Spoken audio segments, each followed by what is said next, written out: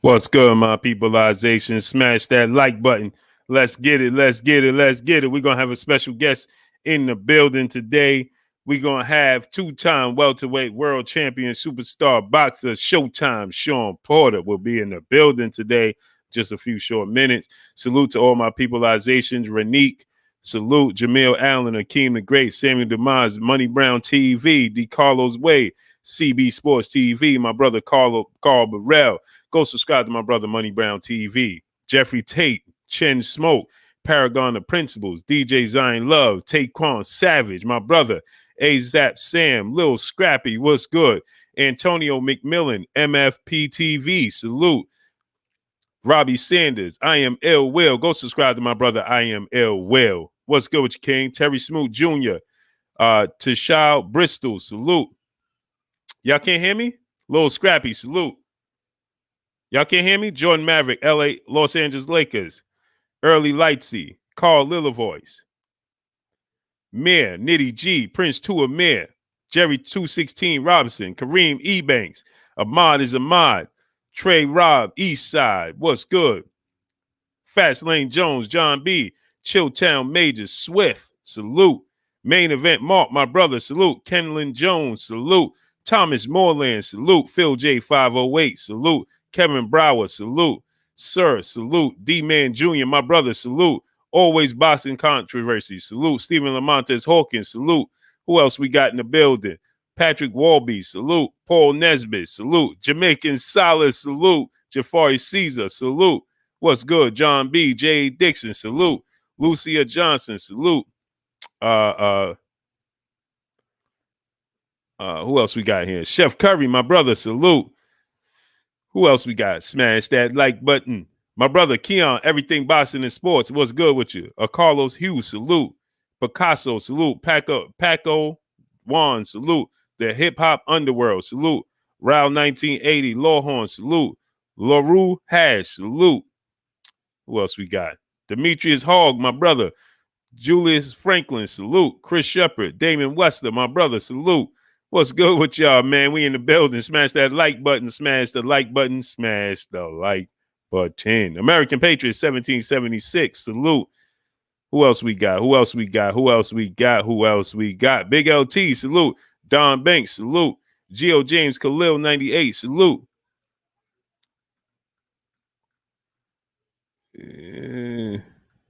Rocco 3. Salute.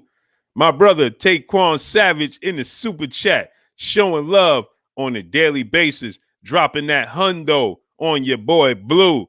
Salute to my brother Taekwon Savage, man. Aaron Clark, salute. He always come through showing love, even when they try to not to allow him to show love. My brother coming here showing love. Anthony Kyle, salute.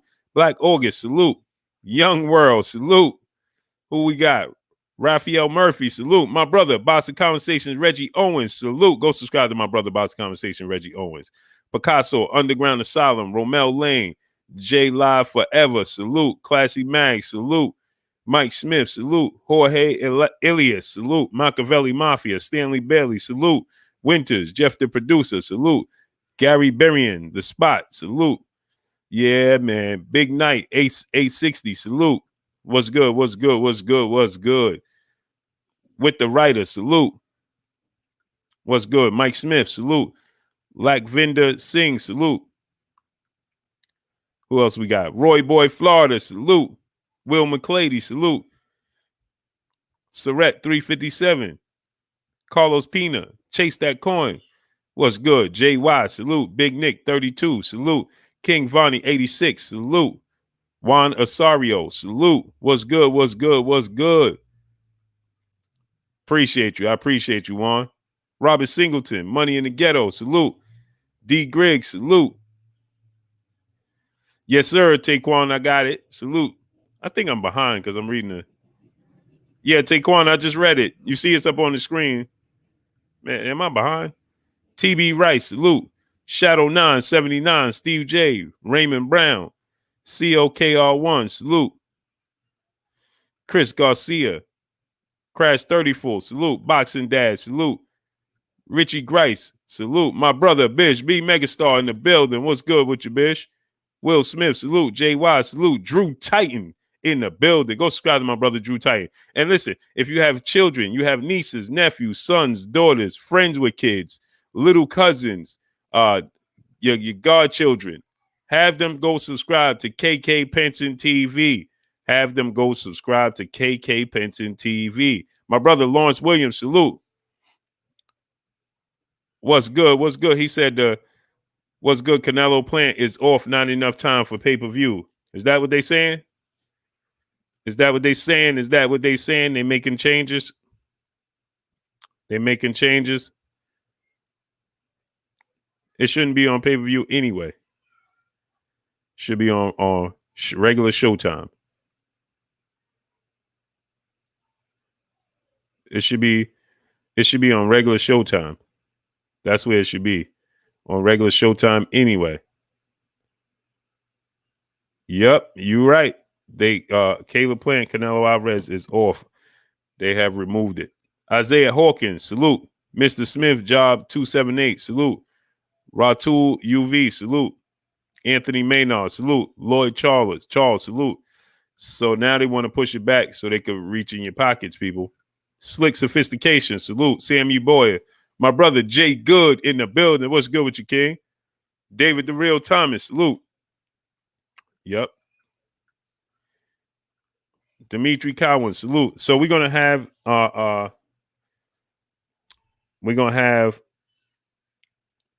two-time welterweight world champion superstar boxer Showtime Shawn Porter in the building.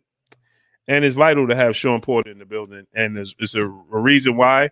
One big reason. For one, he's faced Kell Brook. He's looking to fight Terence Crawford. He knows Terence Crawford. He's faced Errol Spence and he's faced Danny Garcia. So Shawn Porter is very vital to the sport of boxing. And he's fought. I personally, you guys know I always say I think Shawn Porter has the best resume in the sport of boxing. For everybody. Brian Turner, Mario Dub, salute. Smash the like button, my people. Smash the like button, donate, and support the channel. Appreciate y'all. Smash the like button. Let's get the likes up. We got 450 people. Let's get 450 likes. Robert Montgomery, salute. Bud Crawford beats easy route Spence. One honor, salute. Wayne, what's your name? How you say that? Wayne Bordret, man. Wayne Jr., salute. I don't know how to say your last name, man. Tay Brown, peace and blessings, Queen. What's going on? Big Dose, 513. Cyan Mooley, Scott Birmingham, the Fab 19, salute. My brother, Kurt Anderson, a.k.a. Kurt Sugar, a.k.a. the historian, a.k.a. my brother, my co-host. What's good with you, Kurt? Blue Blood, we back at it again, man. Coming off a historic show last night featuring Deontay Wilder, as special guests. And now we got Showtime Shawn Porter. What a resume, man. I'm going to apologize to Shawn when he get on here because I can't underestimate this dude anymore, man. He really showed me what kind of fighter he was when he fought Errol Spence, man. Mm-hmm. Yeah, I remember I said it, Kurt. I said I didn't think because there was people thinking that Shawn was going to get blown out the water, and I'm like, that's not going to happen. James Kelly, my brother in the super chat, he said, "How you doing, Blue Blood?" I'm doing great, King. Now that you here, salute to you. Midwest Boxing in the super chat, Blue. We don't need mods acting up for guests. Yeah, not today, man. Not today. Midwest Boxing, salute. Yeah, not today, man. Smash that like button. We got 500 people. Let's get 500 likes. Smash it. 303 likes. Don't cut it. My brother King Vonnie 86 said we got 303. That don't cut it. Let's get them likes to 500. Basement Boxing Talk. Salute. Yeah, King. Kurt. Kurt. That's what I was saying, man. I remember I was saying like, man, I don't see Shawn getting blown out by Errol Spence. But a lot of people thought that. And I don't know why. He's never in none of his losses. They all close fights.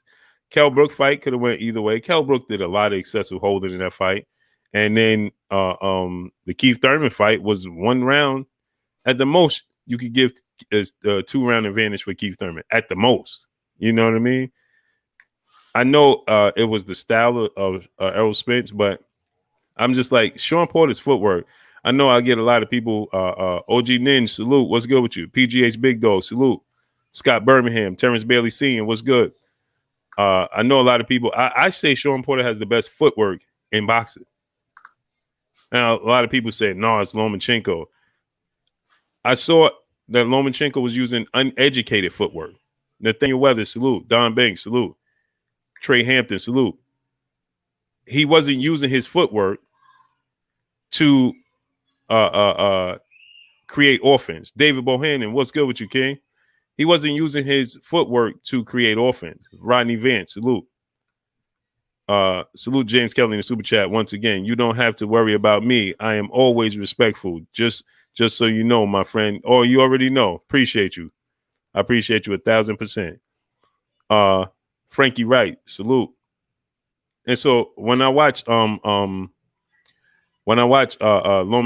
I didn't see him using his footwork to create offense. Shawn Porter uses his footwork to create offense. And so I knew that his footwork was going to give Errol Spence some trouble. And so that's why I was saying DJ Zion Love, salute, that he wasn't going to blow out Shawn. H, salute. You know, and Kell Brook never wanted to give him that rematch. Never. But I'm going to send him this link, Kurt, so you can go ahead and cook on that while I send the link. Absolutely. Yeah, Shawn Porter, you know, after studying his fights, you know, after the Spence fight, I was like, I owe this man an apology. This man could fight. And his footwork, and he was hitting Spence with long right hands. You know, I was very surprised. I said, did I underestimate Porter? Did I overestimate Spence? Or I just thought it was just me underestimating Shawn Porter, man. He has my respect. Great resume. He's a dog. Shawn Porter's like a middle linebacker, man, with boxing gloves. He has this old school fighting spirit, man. He's strong, you know, and a friend of mine who refs some of his fights, you know, we talk about Shawn Porter. He said, Kurt, I'm telling you, man, Shawn Porter is so strong, but he has athleticism with it. So, you know, a lot of respect to Shawn Porter, man. He got my respect. I'll tell you that much. Yeah, man. Yeah, man. He gets overlooked, man, because he smothers his opponent's punches, so it's never a clean fight for his opponents, right? They never landed clean punches. That's why when Errol Spence landed that clean punch in the 11th round that dropped him. Garnell Mitchell, salute. Samuel Demise, Marcus Priest, salute. That when he landed that, you know, you're not gonna get too many of those on Shawn. That, you know, they few and far in between, because at times he can seem to smother his own work, but he definitely gonna smother yours, right? And so it's never a clean fight, and so fans, it's funny, right? Fans always want action, but Shawn gives you nothing but action for every second of every minute of every round. He never stops. He never cheats. He never cheats the fans. He never cheats the sport. He always comes in shape, right? I know people were saying Big ALS, House of Pain, salute. I know Omar Harris, salute. N Park, salute. I know my brother Jay Good said his game is similar to Frankie Randall's. What you think about that, Kurt? Shawn Porter reminds me of a fighter in the 80s from Port Arthur, Texas, because Frankie Randall wasn't as physical as Porter. He was strictly a counterpuncher. Shawn Porter reminds me of a guy from Texas by the name of Frankie Warren, who was a short, stocky, strong fighter. Look at his highlights. He fought a lot like Shawn Porter. Shawn Porter fights like him. He just didn't have the athleticism of a Shawn Porter, but that's the closest guy I can think of when you talk about Shawn Porter. Is a guy by the name of Little Frankie Randall. Was a tough fighter, man. He fought as a junior welterweight. Mm-hmm.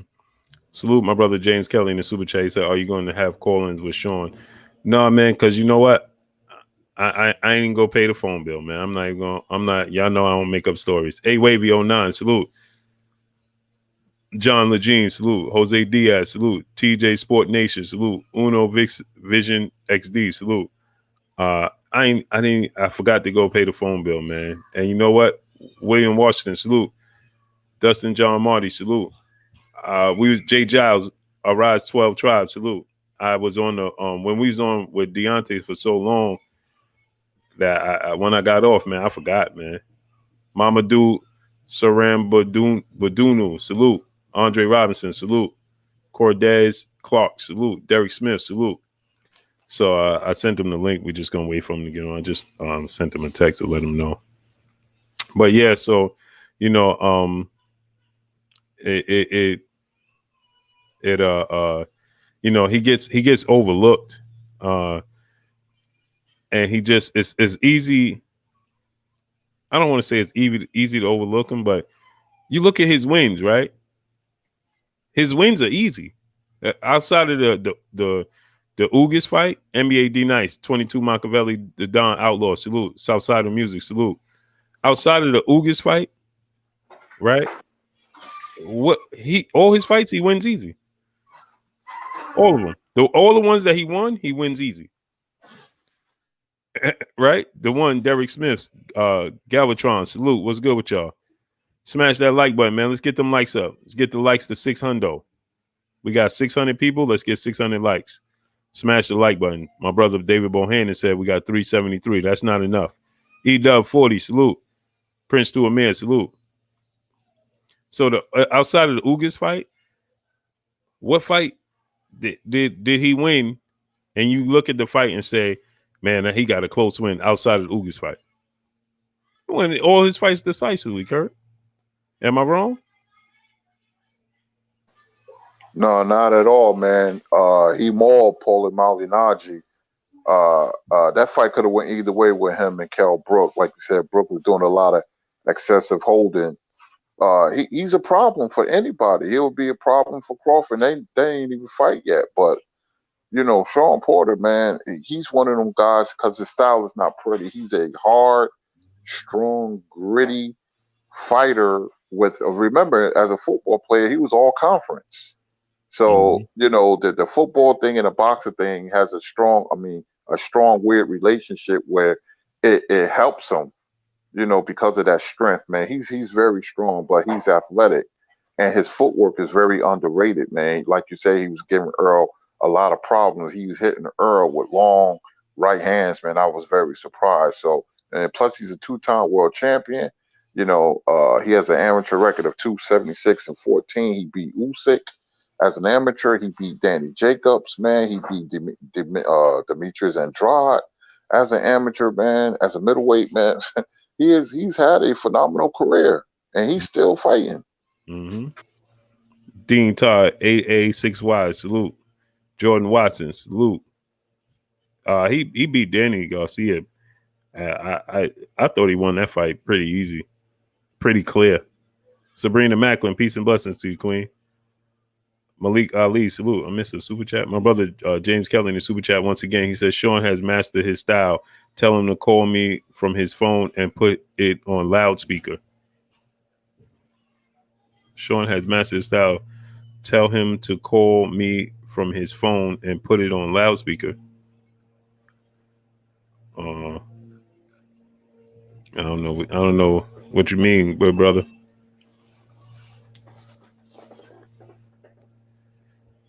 You telling me to tell him to call? I don't know what you mean, bro. D Stacks TV, salute. Mr. Pazzo, salute. Mr. Tally 140, salute. Lord Roker, salute. Dr. Pablo Sled, salute. So my brother Lawrence Williams said the Diaz fights was close. Yeah, they was. Yeah, those fights was close. Tunnel Vision, salute. Yeah, those fights was close. But for the most part, man, in his big fights, Shawn, man, he's underrated, man. What he brings to the table, and most importantly to me, man, is he never cheats the sport. Lucy Capone, salute. Chapis Smoke, salute. Adrian Pittman, salute. My brother Taquan Savage in the super chat once again. He says salute. Salute to my brother Taquan Savage. Always showing love, man, all day long. Salute to you, good brother. He getting ready to come on now, Kurt. Yes, indeed. Yeah, so Will Magic Man, salute. So yeah, man, Kurt, man, beats for lyrics, salute. Shawn Porter, man, and like I said, most importantly, he needs to be appreciated because he never cheats the sport. He never cheats us as fans, Kurt. Never.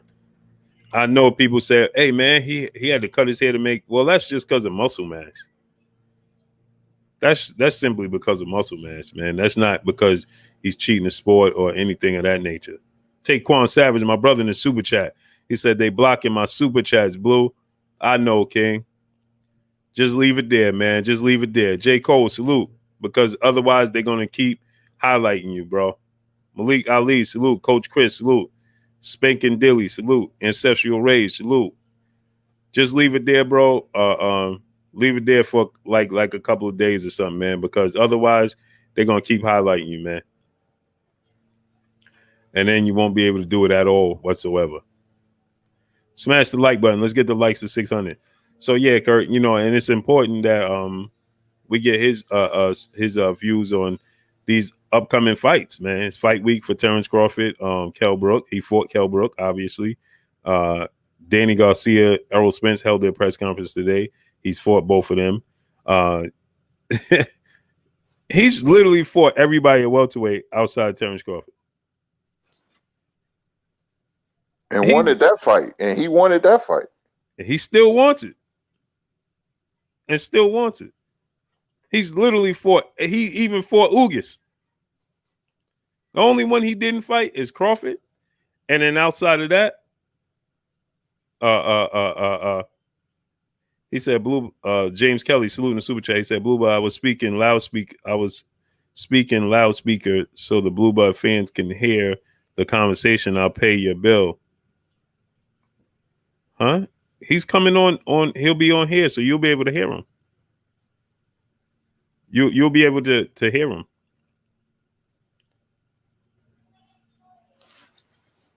You'll be able to hear him. Salute to James Kelly. You'll be able to hear him because he'll be here, literally. So you ask a question in the chat, and then I'll relay it to him. You ask a question in the chat, and then I'll relay it to him. Or you ask a question in the super chat, and then I'll relay it to him. Kareem Hassan, salute. Yeah, Kurt. He's literally Gilbert Rodriguez Jr., salute. He's literally fought everybody. John B, salute.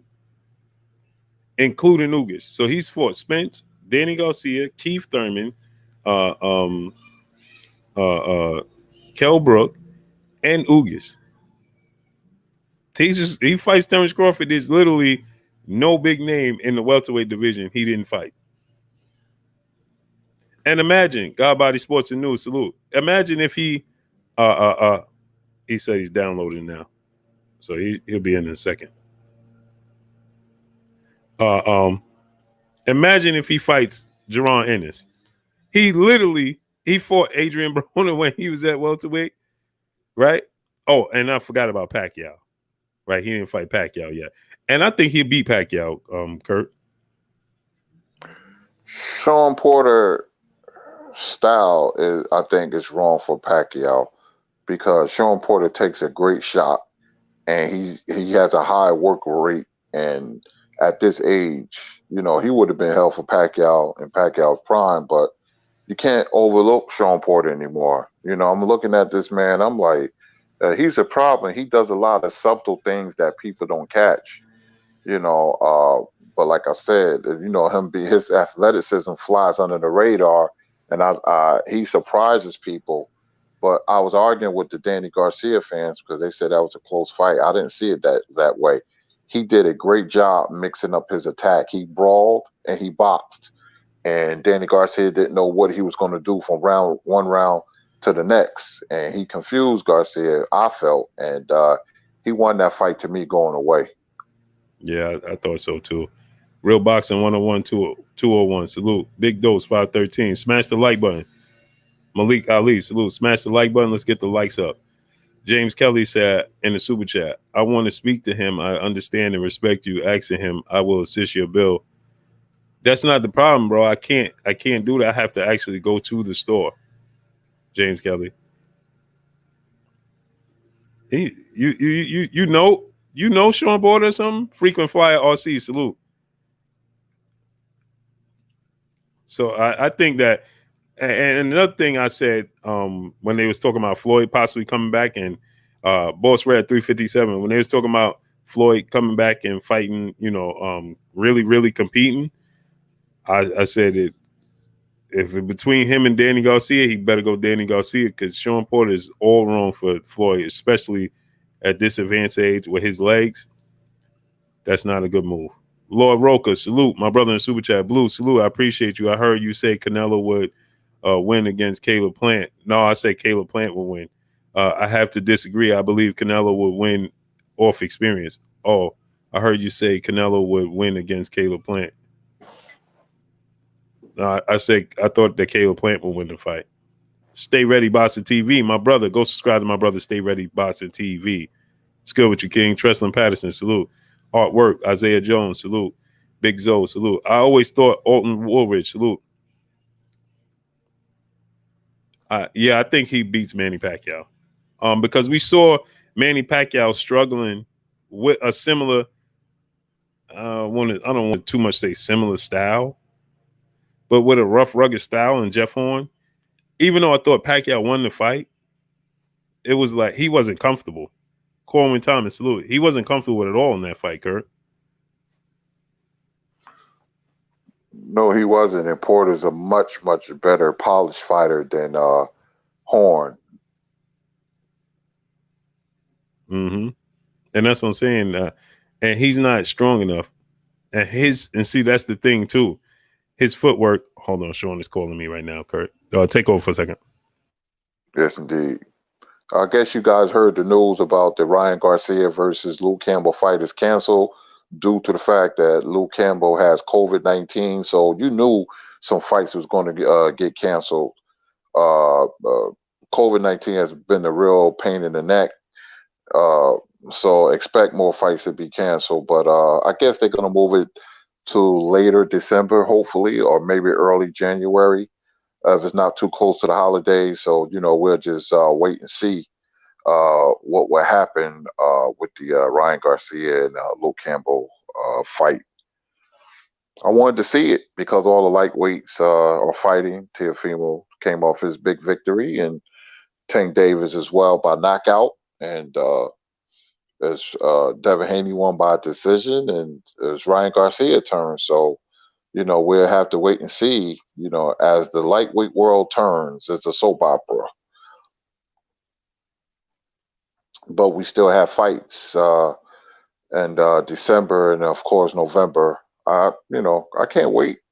This Saturday, of course, Crawford versus Brook. I personally think Crawford going to beat the brakes off Brook. I'm thinking about this fight, breaking it down and studying the fight. Brook, people keep saying Brook is strong, and they said it about Horn. Brook is a decent fighter, really decent fighter, but he's a little basic, and his defense is not that good. I just think that Bud is too sharp, and Crawford's going to do a job on him. It's not going to be easy. I just think that it's a matter of breaking down your opponent. I think Brook is going to have his moments from, I don't know, maybe the first 4 or 5 rounds, and Bud is going to turn up the heat and level, and I think he's going to get Brook out of there. We got to see the weight. We got to see Brook. Will his eyes hold up? Russ, everything. So because I've seen Brook struggle with lesser competition, but I look at every fight objectively, and every fight has its own energy, and he's going to be up for this fight. But Bud too, they said Amir Khan, it was a trap fight for Bud. So let's see what happens. Yeah, he's coming in second. I was trying to assist him with getting in. So smash the like button, my people. Let's get the likes up, man. We got We got 780 people. Let's get 780 likes. Smash that like button. So yeah, Curry, man. There he goes. There you go. What's up now? What's going on with you, champ? Man, I look all right. I look fuzzy. Why I look so fuzzy? Yeah, I think it's something on your camera or something. Am I good on your end? Yeah. Fuzzy Wuzzy was a bear. Damn, I'm so fuzzy. Yeah, I see it. It's you going in and out fuzz with me, but it might be your window. Okay. Because it's the glare. I'm seeing the glare. So the sun is coming behind you, I think. Okay. Chan, before we start though, do you have the link for your podcast? What are you saying? The link for it. Like to send to you right now? Yeah, so you can put it in the chat. So everybody. I don't know how to do that myself, but can I send it to you? I don't know how to do it either. Yeah. What you mean, like right here in the chat? So I could just like put it in the chats right here, huh? Yeah, so that way they could just click on it and they could subscribe from there. Okay. Instead of having to search for it. Okay. Is it better? Yeah. Am I showing Yeah, you much clearer. Oh yeah, that's lovely. Yeah. It was the glare. But now you can see my hairline. That's a problem. Hey, champ, I got my co-host Kurt Anderson on. What's going on, Kurt? Hey, Shawn, what's going on? I got a lot to say about your career when we get started. That's what's up, man. Let's go for it. Yes, sir. Yeah, I don't see the link in there. You dropped it yet? No, not yet. I'm trying to find it right now. Play. Got it. Oh, somebody, my brother Lawrence Williams, he dropped it. He dropped it in there. Okay, cool. We good then. Hey, Lawrence, do me a favor. Every so often, just keep dropping it so the people could click on it and go subscribe to his podcast. We surely do appreciate you, Lawrence. Yes, sir. Yes, sir. First things first, champ, man. You family life, man. You got married, you have kids now, man. Yeah. How is that now? Man, the order of things is practically how I wanted it. I'm not sure if it's how my dad wanted it, but we here now. The long story short, I swear to God, I had a conversation with my dad, told him I wanted to turn pro. And sometime later we had another conversation and he says, verbatim, he says, listen to me. If this pro thing is what you really want to do, there's some things that I'm gonna need from you. I said, okay. He says, first of all, you have to listen to me. He says, I'm not going to do anything to steer you wrong. I've always done the best for you. I'm going to always do that. I said, okay. He said, so I will be your manager. I said, okay, no problem. He said, next, he said, no women, no girls. We don't need any babies running around or anything like that. He says, while you're boxing, that's all you can have your focus on. You can't be focused on anything else. I was like, all right. At that point in time, really wasn't chasing women like that anyway. And then he says, you can't have any jobs. I was like, well, all right. He says, right now, boxing is how you're going to make money. You can't, again, just like the women, if you're working or you got to go to work or anything like that, your mind won't be 100% on boxing. So my dad really, he set these boundaries and these limits and these understandings and these bars. And I've always tried to just reach those bars. And then honestly, when my wife, she's standing right here, I got to a point where I felt like this was a part of the bar that I could eliminate and add something to the program. And we started dating about 5 years ago. We've been married now almost a year and we got 2 kids. Oh man, that's a blessing, man. Blessings to you, man. Yeah, thank I you. always tell people, man, you are one of the nicest, great guys in the sport that I've come across. Very easy to approach. Yeah. Fan friendly. You know what I mean? Always. You give your time, to the fans. I've been in arenas, I've been in your fights, and you never stop. I've never seen you say, "Give me a second" to the fan. It's always you always taking a picture with the fan. You always give your time to the fans. Yeah. And another thing I was just saying before you came on, you have never ever cheated the sport. Yeah, we've never seen it. I honestly, I do my best not to. And believe it or not, I'm back in the gym now don't have a destination, no fight time or anything like that. But I understand that the longer I stay away from the gym, the longer I stay away from the craft or the sport or anything like that, the more I'm not going to want to do it, the more interest I'm going to have in other things like the podcast and the family life and things like that. So it really is just about maintaining and finding that groove with everything, that balance. And it's always been easy for me. I really do think that one thing, you speaking on me being approachable and all that kind of stuff, not cheating the sport, not cheating the fans, is kind of like where I come from. You know what I mean? I've never been treated, I guess, quote unquote, special or looked at like I'm this big thing. And so now, even though in some people's eyes, I really am this big thing, for me, I'm not. And I just continue to move in that, opposed to getting caught up in anything else. Yeah. And I think that's amazing, man. Cause there's not too many people in no professional sports that's just that approachable. You know what I mean? And it's just, and like you said, you don't see yourself that way, right? As that super, but that's what you are, and so you always accessible. Hey, Kurt, I texted him this morning, and when I texted him, he said, "Who's this?" And I said, "It's Blue." He said, "I knew it was you because you're the only one I know that text in all caps." And then I was tripping, like, why don't I have that number saved? So right in there now. So, but man, so just tell us a little bit about getting into your podcast and things of that nature. Man, I love it. I love broadcasting in general, and basically how it happened was going the wrong way. How it happened was we this quarantine happens, and I just kind of assumed, like the other networks, we were going to be doing the PBC boxing show from home, and so as we were quarantining and everything, I started looking at all this different equipment, and I never really pulled the trigger on it. And then eventually we got a call that we weren't going to be doing the show at all. And I was taken back. I really was surprised. I didn't expect that. Again, everybody else is doing it from home. I expected the same. Right around that time that we had got the call, I had got all of this different equipment, couple of cameras, microphones, the whole nine, everything that you see on the podcast.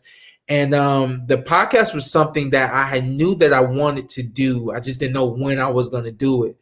And so I just acquired this equipment because of things that were going on. And once they told us that the show wasn't coming back, I just kind of waited on God to tell me to pull the trigger. And the two guys that I have with me, they're sports guys. They're not just good friends of mine that can talk a little bit. Like these guys, both of them have done podcasts themselves.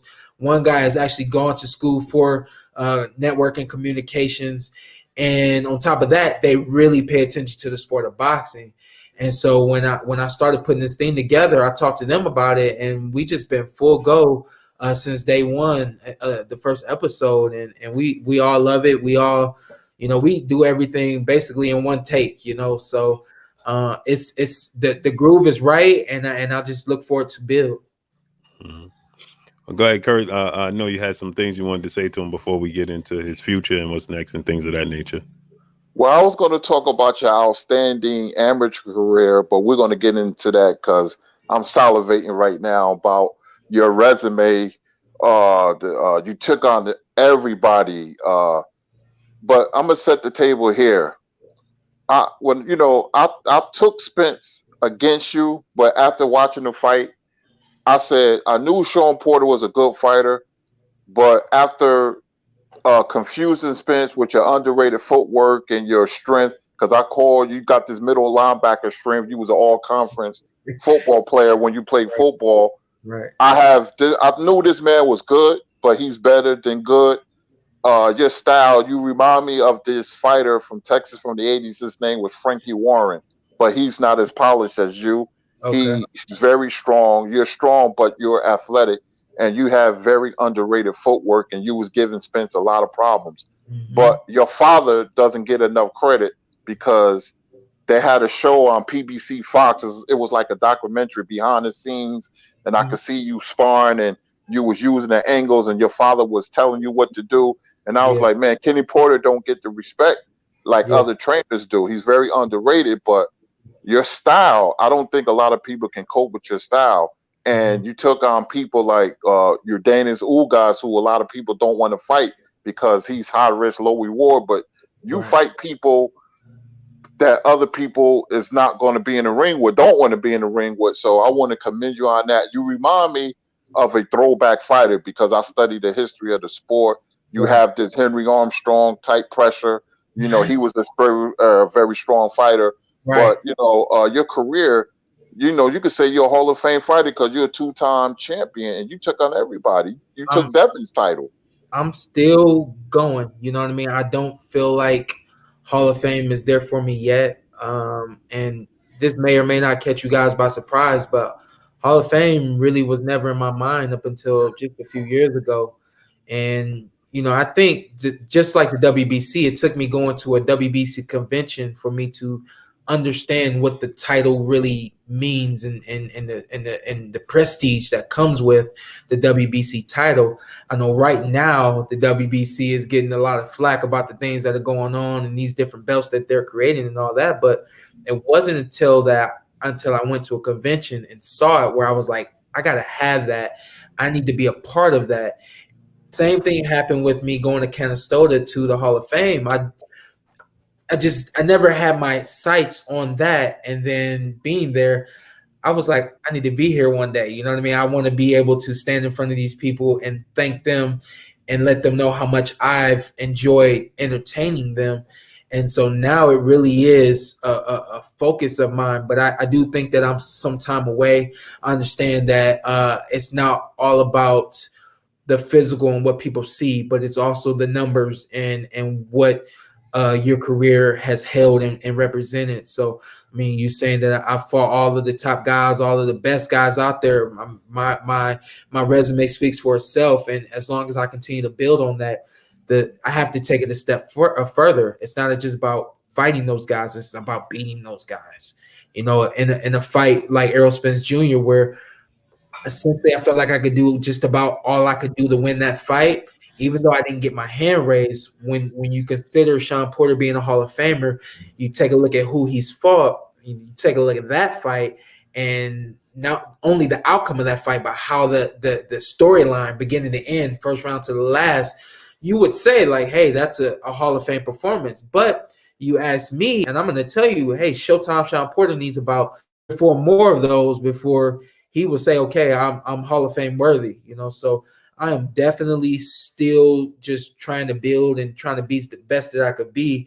And one more thing, speaking on my dad, I think my dad is he is an underrated trainer. I don't people really understand what he brings to the ring and what he gives to me. Even my team, my team is built because of my dad. I have a Hall of Fame team, and I'm not afraid to say that about those guys. But when you consider Barry Hunter, how long he's been in the sport, who he's worked with, guys that reach out to him and want his knowledge and want to be around him, not only to learn, but also the fighters that want to grow and become better.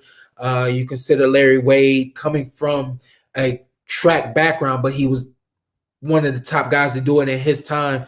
And not only that, but when he comes to the sport of boxing, he doesn't just bring track and conditioning to the sport. He says, hey, I need to get certified. I need to learn some more things. It's not about having the letters behind my name. It's about learning and understanding what I need to do, not just for Shawn Porter, but each fighter that I come in contact with. So he trains the other two big names that you would know. He trains Caleb Plant and he trains Badu Jack. The three of us we're pretty elite out there, and we're all right here in Vegas. We all train with him, but he doesn't train us together. I'll say, hey, can you get me on the track with Plant? And he'll say, well, Caleb's at a different point in his training than you are. I can't do it. That's expert coaching. That's just not someone saying, yeah, let's do it. Like, he's an expert trainer. And so when you talk about my team, it's all built around my dad, which is built around me. And so my dad has done a fantastic job with me. And I do think that right now he's in a position where he wants to train some other guys and try to help those guys climb the ladder and get to the point that he's brought me at. And I think that if he's able to do that, I think then people will give him the credit that I feel he's deserved now. Yeah, I was always surprised that he wasn't involved with more fighters. I know your gift is a natural gift, but he have to have a hand in your success. And Absolutely. Shawn Porter has, I see a lot of fighters today. They struggle to make weight. They struggle to be disciplined. And if I look at Shawn Porter, I'm gonna say, and this dude is never struggling. He's always in shape, man. What's the regimen? What is he using, man? I would want to, inquire about that. Look into that. I was always surprised that that wasn't the case, man. Because I mean, and the same thing. I mean, like if you guys watch a great fight on the 1st, and then you watch a great fight on the 7th, and then you watch a great fight on the 15th, you're expecting a great fight on the 21st or on the 30th. And the thing is, that's how my dad is. My dad is spoiled. You guys will be spoiled if you see 3 great fights in a row, 3 weekends in a row. That 4th weekend, y'all hyped up on the thing, So I think my dad has looked at a lot of other fighters that have approached him and said, not only you're not my son, I understand that, but where's your integrity? Who are you as a fighter? Who are you as a person? If I don't think you can do the things that my son has been able for me, just in the ring and athletic ability and things like that, if you can't listen, if you can't adapt to the things that I'm trying to teach you and the type of regimen that I'm bringing, then I won't work with you. And for a long time, my dad has really just said, I'm not working with anybody else, because it's not that he's looking for the next Shawn Porter. He's just looking for someone who has the type of traits that is studious, willing to learn, and can be taught. And not only that, has the kind of integrity and discipline and mental fortitude, all of those things that I have. He's looking for that. And I really do feel like my dad's spoiled. He's like, I'm not gonna give this information to just anyone. And so my dad right now, he's at a position where he's found a couple guys he feel like he can manage and help grow with, and he's about to take that next leap with some other guys.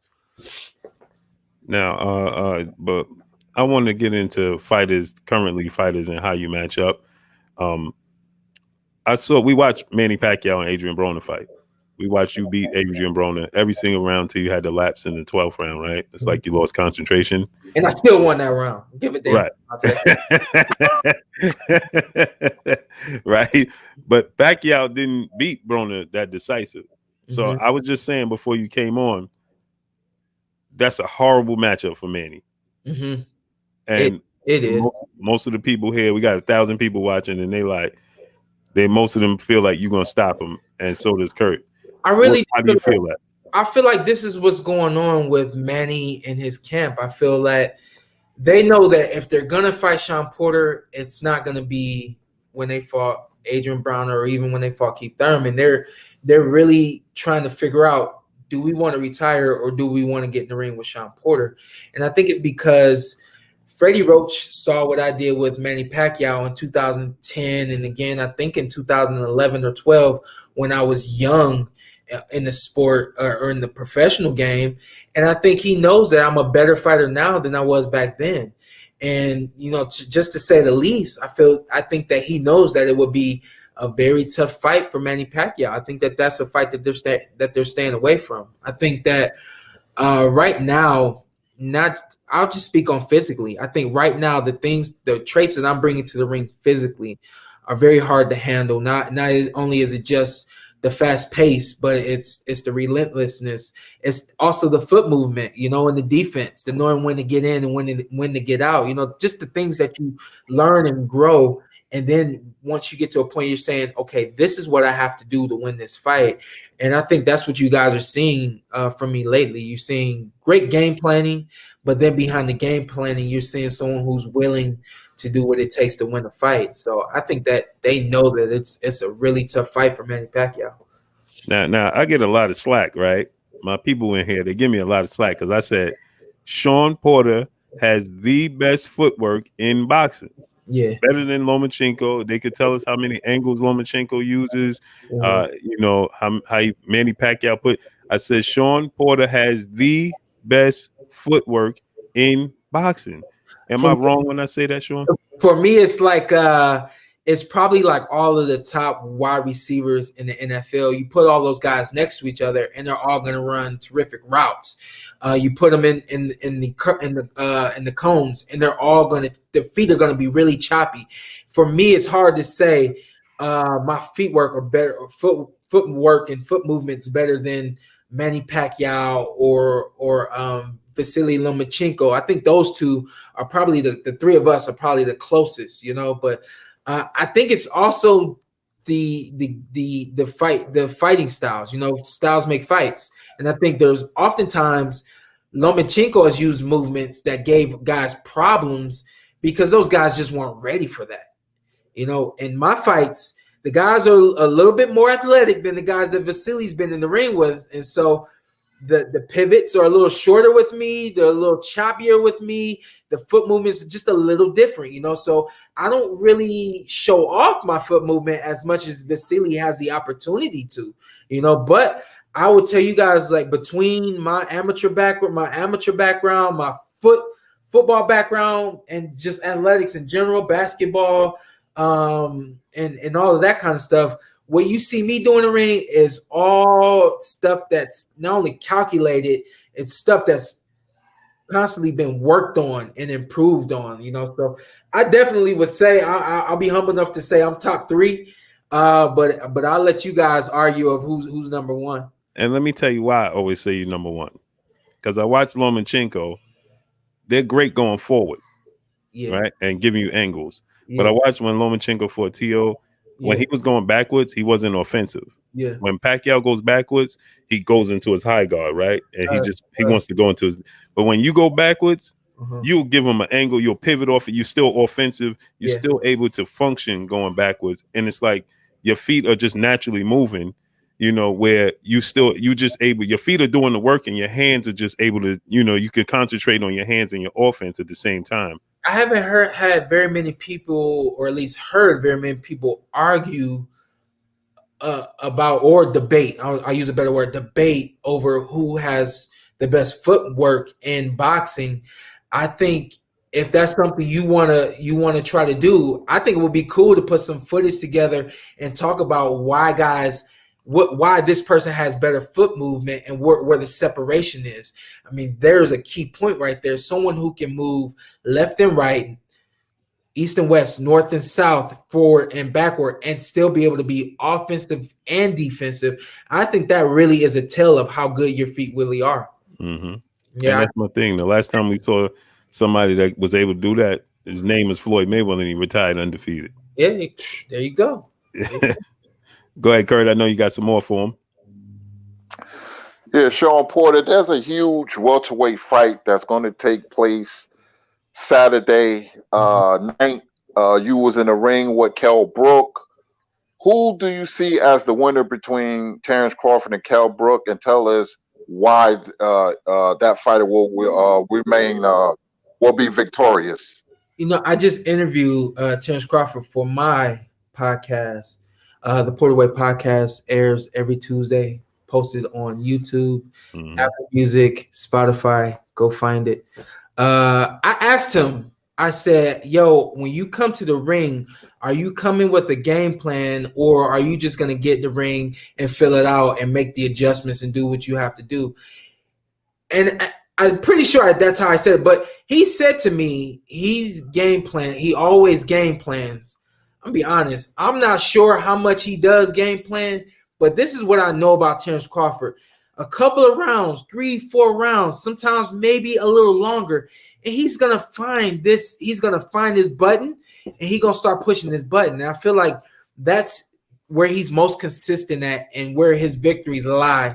And I think that in being successful with Kell Brook, I think Kell Brook could give him some trouble, but I think eventually he's gonna find the right button and he's gonna start pushing it and win the fight. I think he'll win the decision, and I think this is supposed to be the fight to give him that credit and recognition that I feel he's been deserving of for a long time. But I'm hoping that this is the fight that kind of gives him the credit that he deserves. Now we got James Kelly. He's a huge fan of yours. He says I don't know, Sean. I read slow. I couldn't get it. I was like, man, they handle it. Yeah, he said I don't know Shawn personally. I just have been watching him since he's been boxing professionally. Shawn, you have mastered your style, and Blue Blood is awesome in inviting you. Mm-hmm. Then he said your dad knows how to separate being a dad and a coach. Be advised that father and son relationship is a testimony in itself. Mm-hmm. Yeah, and drop that link to his Lawrence. Can do me a favor, man. Continue to drop that link for me, brother. I appreciate you, so that the people could go and subscribe to his podcast and show him love and support it. Here's what I can say about that real quick, and then we can move forward. 33 now, just turned 33 a couple weeks ago, and I'll just do it just like this. When I was 23, if you had done an interview with me and said, hey, how's your relationship with your dad? How does he separate being a coach and a father?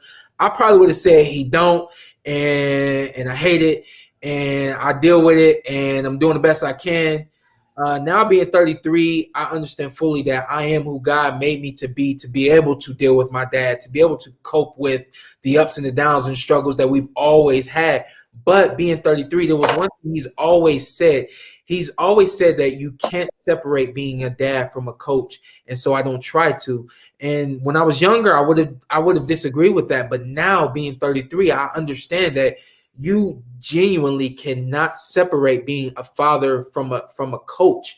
What you can do is understand right now, this is the atmosphere that we're in. I have to act according to this. And then there's other times where you just have to say, this is the atmosphere and this is how it's going to be. And I think that my dad and I found a way to manage both being father and son and being coach and athlete, where they merged. They are one.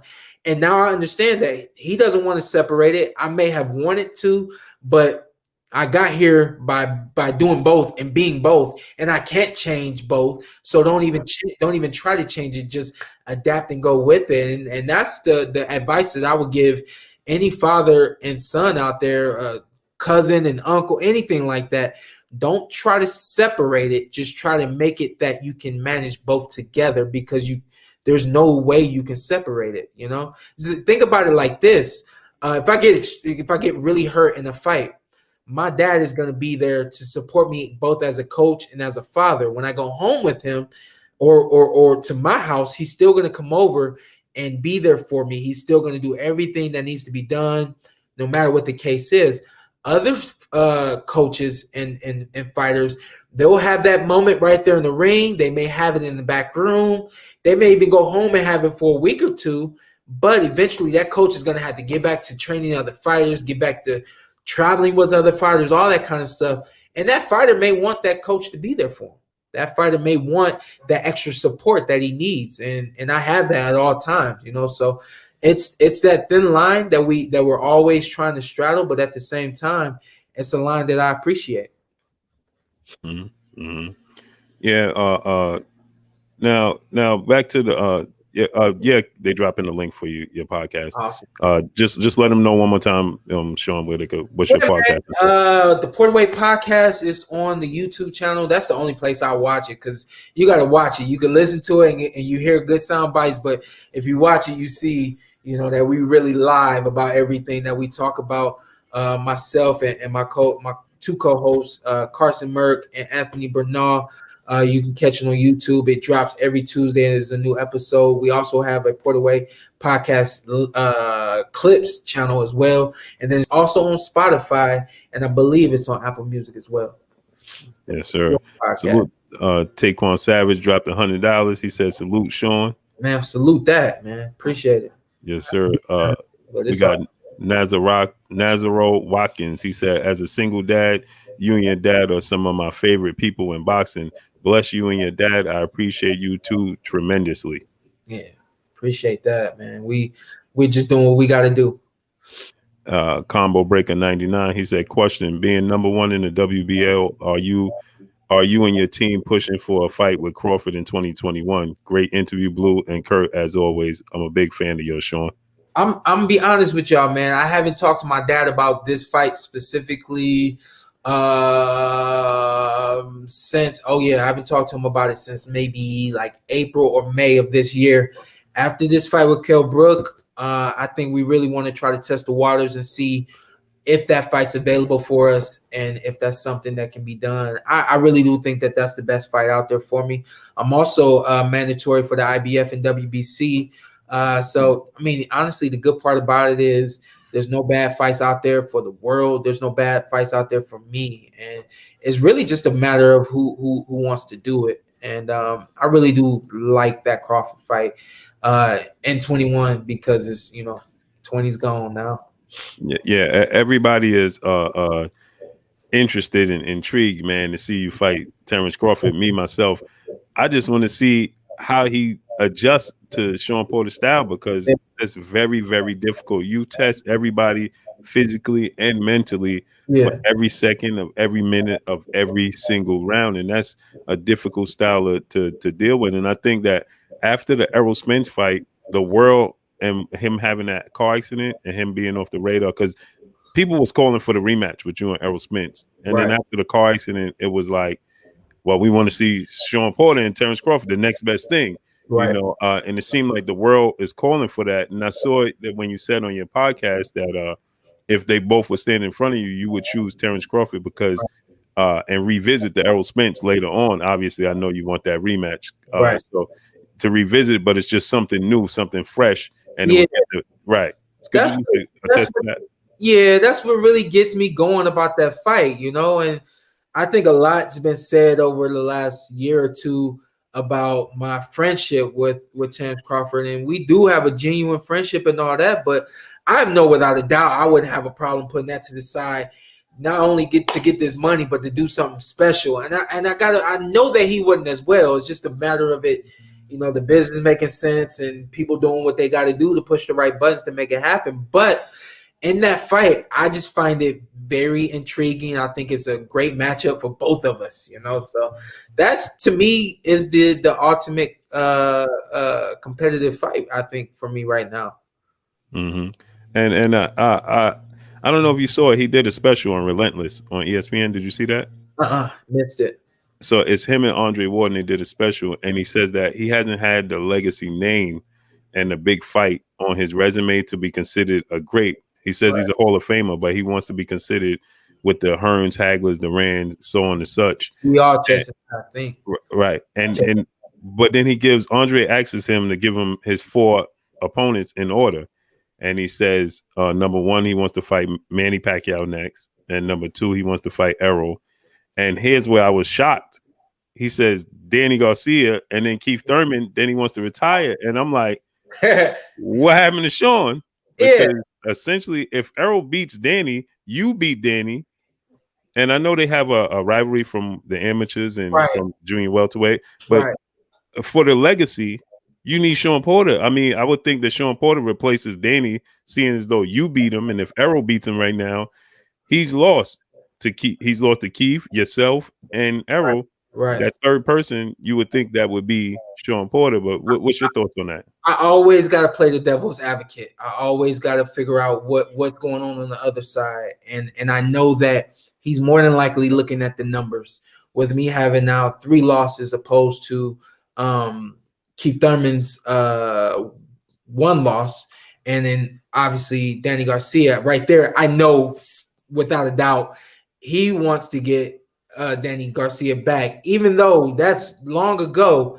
He's like, nobody saw it when it happened, so I need y'all to see it happen now. And so when we talked right before he moved up to 147, I was like, yo, you coming up? We was out playing ball. I said, you coming up to 47? He said, yeah. I said, I looked at, I was like, who you trying to fight? And he said, man, the same person you trying to fight. And at that point in time, it was Danny Garcia, So even when he first started talking about moving up, his eyes were on Danny Garcia. But like you just said, if Danny loses this next fight, the numbers are right there. Now Danny's got 3 losses, So, but I think from a greatness standpoint, I think he's looking at the numbers with Manny Pacquiao, you can't argue that he's a great, even though he does have losses. And then obviously everything with Errol Spence Jr. obviously being undefeated and all that. And then I got a feeling he's looking at Keith Thurman saying, you know, he's only got one loss out there. He's the next guy that would kind of put me at Hall of Fame status. Let's get to Corey Yellowman Jackson. He says, salute Blue and family. Salute to Shawn and Kenny. We be all chopping it up at the fight behind the scenes. Real cool peoples. Much respect and good luck in your career going forward, Shawn. Amen. Machiavelli Mafia. He said, Shawn, are you moving up to 54 anytime soon? I don't think so. And that was a conversation I had with my dad over the summer as well. And as you can see, my last fight was at 147. I think for my dad and probably for myself, for both of us, we just feel that the best money and the best fights can be made at 147. Go ahead, Kurt. We got a few more questions because I know he got to head out to the gym and get that grind in. Right back at it, man. Back at it now. Yes, sir. Indeed. But I want to talk about the Formella fight because Formella was an unknown fighter and you don't know what to expect. And he came out there with a stiff jab. As soon as Kenny Porter said, you know, close the distance, you know, we're going to rough him up. Then you proceeded to beat the brakes off him. So tell us about the Formella fight. We didn't have a hard time preparing for that fight. We got a lot of footage. Blessed, man. We got a lot of footage on Formella, and even funnier is, man, we got friends everywhere. We had German people texting my dad, giving us all the 411 on him, telling us what he like, what he don't like. We got film of him sparring, all that kind of stuff. So it wasn't hard for us to prepare for Formella. And the thing I will say about that fight, I really do feel that the dude Formella, he put in his mind that he was not going to come over here and get knocked out by me.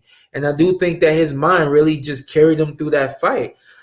Interesting thing that you guys probably don't know, throughout that whole fight from round 1 to round 11, his corner did not say anything during his fight.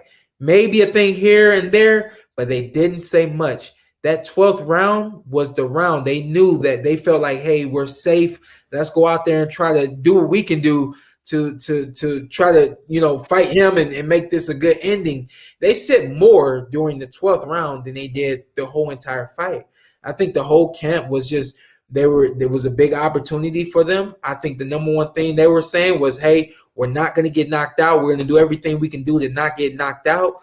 We're going to try to make this a good fight. And then when the 12th round came, they was like, hey, just leave it all in the ring against them, you know? So it ended up being a much better fight than even I anticipated. And we were able to work on some things. I was able to, like I told somebody else, I said, when I'm handling a guy like that, my whole thing is mentally, I was reminding myself during the fight, this is how you want to fight against Errol Spence. This is how you want to fight against all of the top guys. Treat it just like this when you get in the ring with them. Be calm like this, move like this, recognize, keep your eyes open, be defensively aware, all that kind of stuff. Was coaching myself because even though I knew that was a fight I was going to make it through and win, I got to be ready for the next big one. And so, you know, a lot of times when guys are talking about tune-ups and all that kind of stuff, they just really want to get their feet wet and let the crowd see them and make a paycheck. For me, it was about getting better. What's your thoughts? A lot of people feel like Keith Thurman has lost the love for the sport. Do you feel like that? I do. He's lost. Yeah. I do. I haven't had a conversation with him in some time, but I do know that we all go through things both in and out of the ring that's going to push us closer to the sport or pull us away from the sport. You know, me having my family, I went through this moment even when I had Shaddai, my first. I went through a whole moment where I just wanted to be left alone. Just leave me with my family and leave me alone. And it was a little bit of a phase that my dad had to get me out of, you know. And I think that could be a case for Keith, where he's got a lot of things going on outside of the ring that's just keeping him away from getting back in the ring and kind of holding his love hostage at this point. Mm-hmm. Now, this big fight we got coming up with Earl and Danny, how do you see that fight playing out? Prior to this accident that Errol Spence was in, and I already know that this is going to be the only thing that everybody talks about. To me, it's the biggest component to the fight. prior to this accident, I would have said he goes in there, he dominates Danny Garcia. I don't think he's going to knock out Danny, but I think Danny's going to have a hell of a night trying to get to Errol and just trying to fight with Errol. Since this accident's happened, I can't believe the smoke and mirrors of them telling me he's 100% and them telling us that he's going to be he's had a great camp and he's going to be 100% for this fight. I just don't see him being 100%. That being said, I think that this now for me has become maybe more of a put a percentage on it, more of a 60-40 fight for Errol Spence. I still think that even if he's not 100%, if he's able to not allow Danny Garcia to get started, get that engine revved up, then he'll beat Danny Garcia. Danny Garcia, he punches second, and his pace is slower than I feel needs to be to beat Errol Spence. So I think it's a fight that Errol is going to win, but I would love to see Danny come in the ring and do some things different than he's ever done. Forget it being me and Danny, or forget it being Danny and Keith Thurman. Like, I would love to see an Adrian Granados type of Danny Garcia in this fight. A Danny who started a lot faster than he usually does. A Danny who stepped to his opponent offensively, not just walking up to him. And if that Danny shows up, Errol Spence is going to have some problems. And I'll say it right there on air. If I see that Danny show up, Adrian Granados Danny show up, it flips immediately for me. It becomes 60-40 for Danny Garcia, if not 50-50. Now, another guy in the welterweight division is Jaron Ennis. His dad recently came out. He said, he knows you and he knows Kenny. He said, but that he wants to until you, Errol, or Terence give him the opportunity. He says that he's going to chase down every opponent that y'all last fought and make a statement out of them. What you think about that? And what you think about Jaron Ennis overall? Dad know what he's doing. Dad knows what he's doing, and I do, man. Big ups to the family. We've known them for a long time. Jaron he's got it all. He reminds me if anybody right now who's at the top of all of those guys, he reminds me the most of Terence Crawford. I think he's got those fast twitch fibers moving. His instincts in the ring are phenomenal. Speed, closeout ability. The dude he finishes. He's the dude. I really do think so. I'm not looking to get in the ring with him.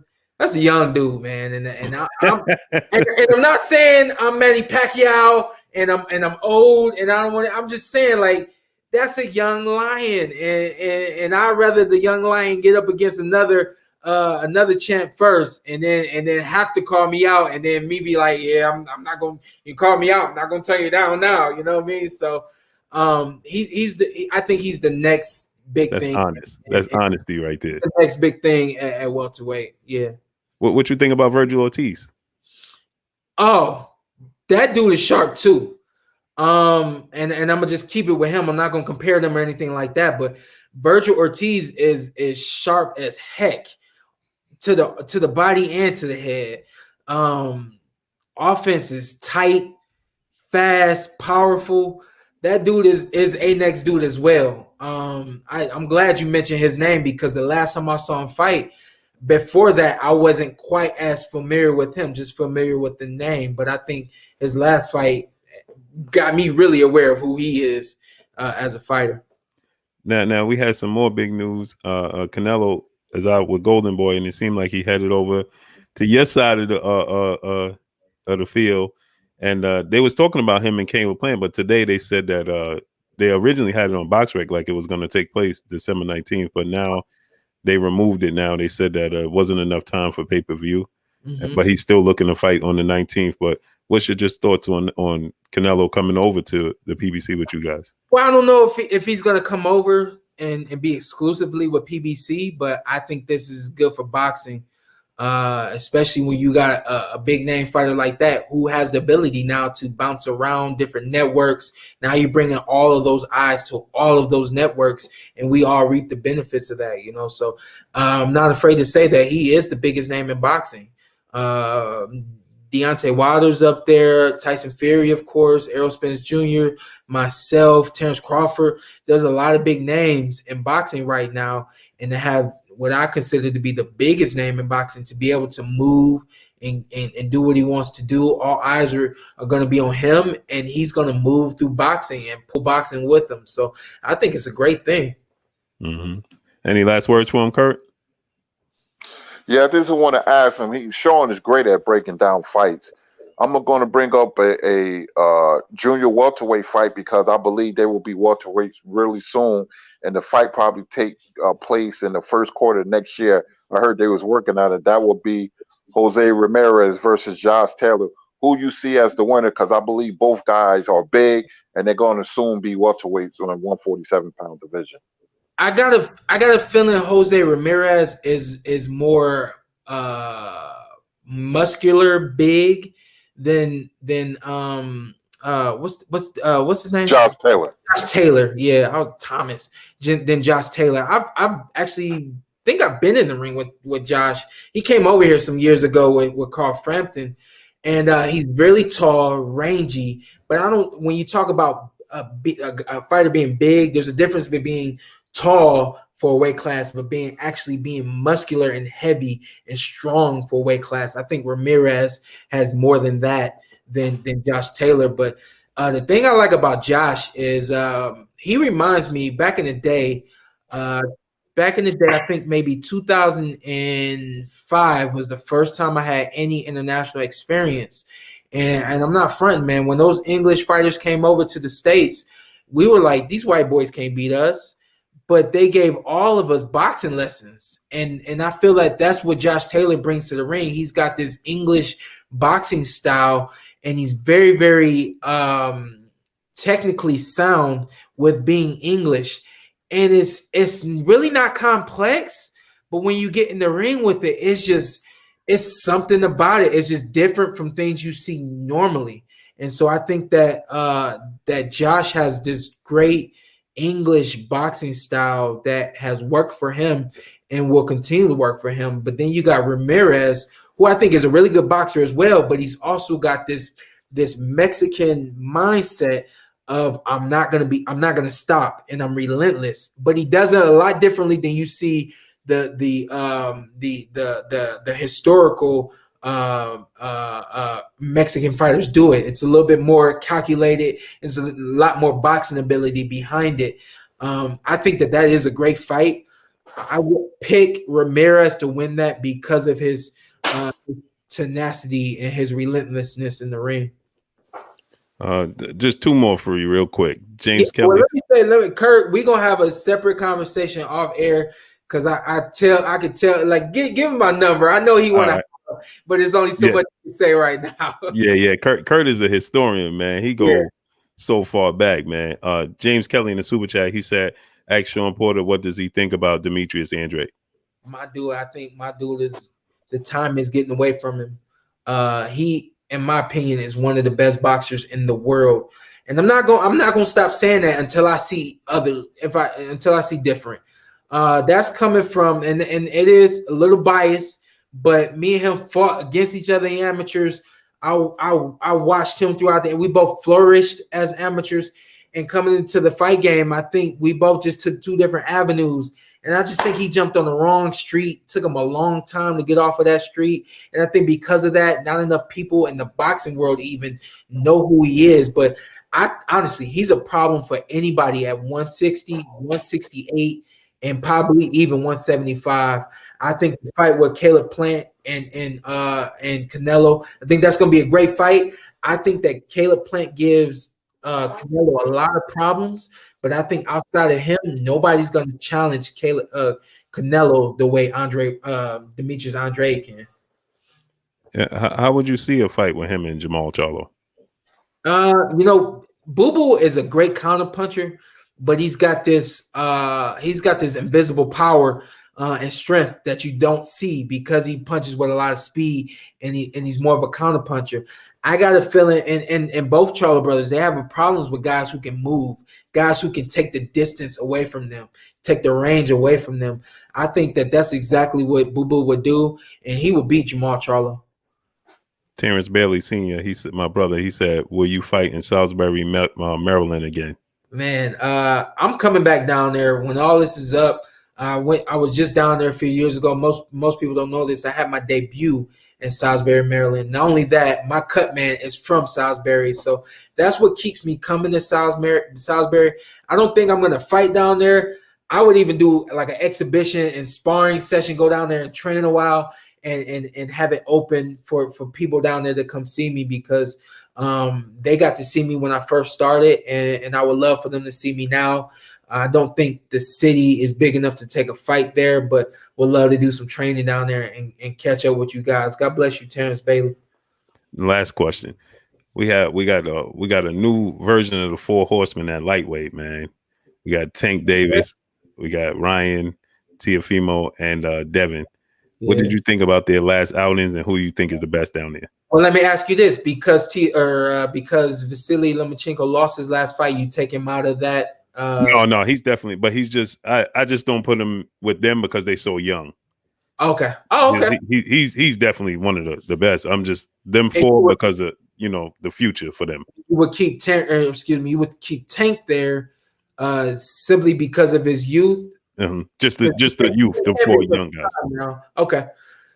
So what's the question? Do you want me to talk about each of them? Yeah. Each of them. And who you think is the best out of the four?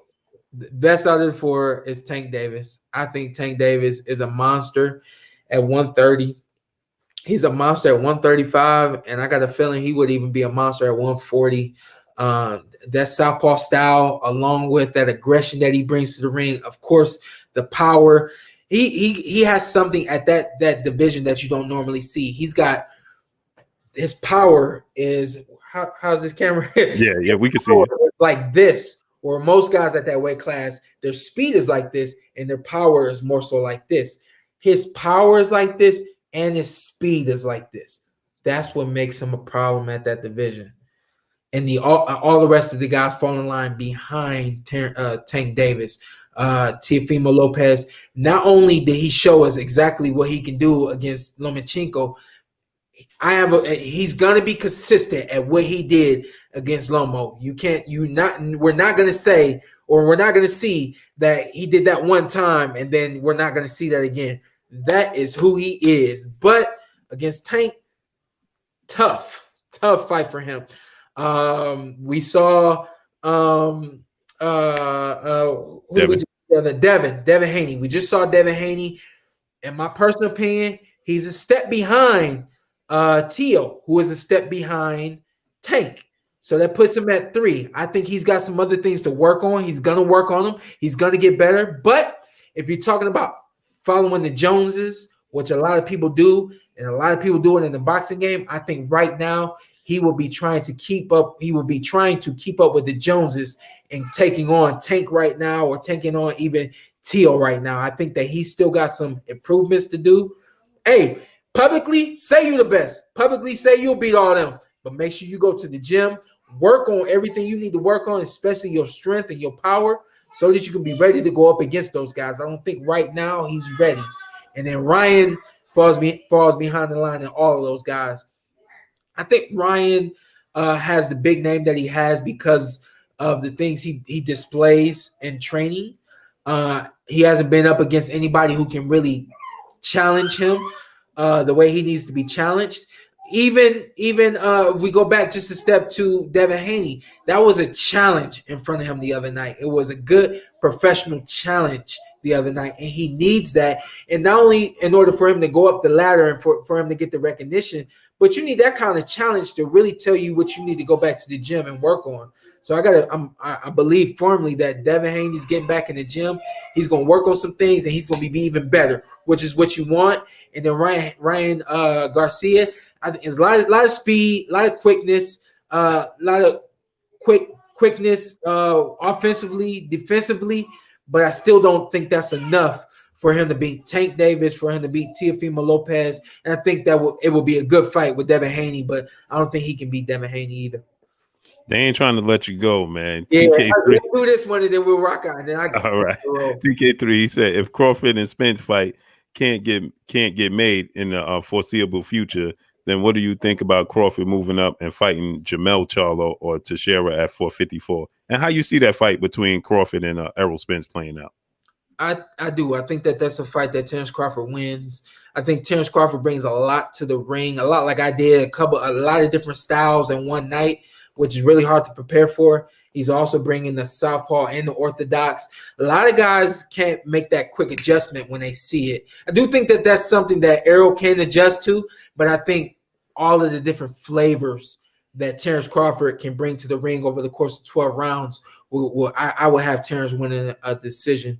But if that fight can't be made, I mean, honestly, we're still talking Crawford Porter. We're still even talking Crawford and Thurman.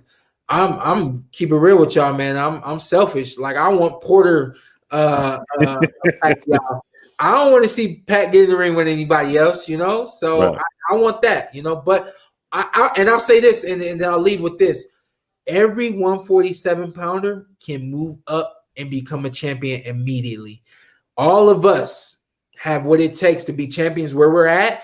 We can go up a weight class to 154 and smash all them cats, and we might even go up to 160 and still be able to smash them cats as well. Right here, all of us have this combination that's required to be one of the best, or to be at the top of our weight class. We got the power that would translate at 54. We got the speed that would translate at 54. We got the ring IQ that would translate at 54. We got the athleticism that would translate at 154. We have it all, and a lot of those other weight classes don't have it, and that's why we are the highlight of boxing. So you think that Terence could beat Jamel? Yes. Yep. Yeah, I think all of us could. I think all of us could. He's a great fighter. He's a champion and has been a champion at 154. He avenged his loss to Tony Harrison, but I still think that again, guys who can move give him problems. Once you get a guy moving, you add all of the other stuff into it, and it's a lot to handle on one night, you know. And nobody at 154 has been able to do that with Jamel. You're talking about us 47 pounders coming up. We can eat a little bit more. We can strength chain a little bit more. We still got that speed, that quickness, the technique, and all that. All of us are a problem at 154. Man, I appreciate you coming through one more time for the people. Let them know about your podcast. Absolutely. The Porterweight podcast drops every Tuesday on your favorite podcast platforms, and also my favorite podcast platform, which is YouTube. So y'all check that out. If it hasn't dropped yet, it will be dropping soon. We had a hot episode. We talked to today is Tuesday. Yeah, we talked to Tank's trainer, Calvin Ford. I was like, you know, we get to hear from the fighters all the time. Let me hear from the coach and get the coach's perspective of everything that's going on. Got some great sound bites from him, and we also had Terence Crawford on as well. We're gonna put that on a separate episode. So a lot of good stuff going on. We talked about Canelo, of course. So BB, man, you got me on whenever you want me. Yes, sir. My brother, man. Appreciate you, Shawn. And you know I'm too nice, man. I was supposed to get him at 2 o'clock. I know, man. I got you 15 minutes late already, man. And you're a punctual person. We got more time. That's all. Yes, sir. Sure, we'll chop it up, man. And thank you for keeping the history of Ohio boxing alive. Yes, sir, man. I'm trying to, man. There's a lot of boxing lineage that comes from boxing, that comes from Cleveland and comes from Ohio. A lot of the best boxers in the world, man, have come from Ohio. Yes, sir. Yep. I appreciate you, champ. And the link is in the we got the link in the chat. So go over to his podcast, click on that link, go subscribe to it, support him, support his grind, and always, as always, support him as a champion, as a boxer, man. Because every time they step through the ropes, they put their life on the line for our entertainment, man. So blessings to you, Shawn. Appreciate you, King. Yes, sir. We'll get back on whenever you want me. All right. Appreciate you, champ. Yeah. Later. All right. Peace. Take care. Oh man. Yes, sir, man. It's always great to. Yeah, I texted him right this morning, right, Kurt? And I haven't texted him in a while. So when I texted him this morning, he said, "Wait, who is this?" So I said, "It's Blue." He said, "Man, I knew it was you, man. You're the only one that texts in all caps." You do, Blue. I know. I told him, man, I can't. When the letters are too small, man, I can't really see them, man. I can't focus on them. So I always text in caps. You know that, Curry. I text you in all caps. man. So what did you take from it, man? Shawn Porter is a breath of fresh air, man. He's excellent at breaking down fights. He's excellent. Yeah. You know, I mean, I'm glad I earned this respect, and I'm a fan of Shawn Porter even now than I was before. A lot of respect to Shawn Porter, man. You know, as being approachable, being a nice guy, a genuine nice guy, and being a very good fighter in the ring, and a former 2-time world champion. Yeah, man. Sherman Bray said, "Blue, get some reading glasses." Man, I try not to, man, because then I feel like I'm getting old, man. You know what I mean? Smash the like button, man. How many likes we got? James Kelly, he had a message. Shawn read it. That's why I put it on the screen, James Kelly. He said, "Keep the father-son relationship. I never met my father. It is true testimony inside and outside the ring. God bless. As far as Gervonta Tank Davis, he needs to keep the work ethic, period." Yeah, man. Smash that like button, man. Smash the like button. Let's get the likes all the way up. Let's get the likes to 1K, man. Can we get them likes up to 1K? My peopleizations. Go subscribe, my brother Money Brown TV in the building. Salute to my brother Money. But yeah, Kurt, man, did you see the press conference today with Errol Spence and Danny Garcia? No, I was getting ready to watch it. I got a little busy, man. I'm gonna watch it though. What's going on with that? They was having like little difficulties with the audio with Derrick James, but when it came to Angel Garcia, man, he absolutely lost it, man, on the media, man. And they just cut. They was like, "That's enough." They're like, "That's it. We're done."